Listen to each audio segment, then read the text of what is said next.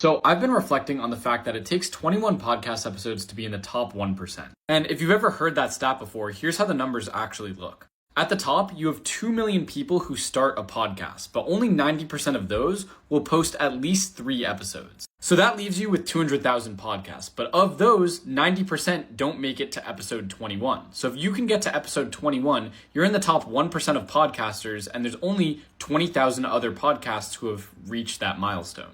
Now, people like to point to this statistic and be like, oh, see, podcasting is really easy, just people won't put in the work. But this is something I've been reflecting on as my podcast is now at episode 16. I have 3,000 subscribers. I already have episodes with tens of thousands of views, which is phenomenal results for the beginning. But even with those results, it's hard to keep going and actually have a good high quality podcast consistently every single week. Finding a good guest that actually achieves stuff and is actually an interesting speaker is very difficult. On top of that, every single one of these conversations is usually at least an hour long. So to get into the top 1% of podcasts, 21 episodes is really like 21 to 40 hours of content of scheduling with the person, preparing for each episode, and then actually recording it and then paying my editor to do the post-production. And this really leads me to believe that especially for a goal like a podcast, slowly chipping away at it over time is genuinely the best way to reach it. It's just impossible to be able to brute force your way to be in the top 1% of podcasts. The only way that it's sustainable long term is just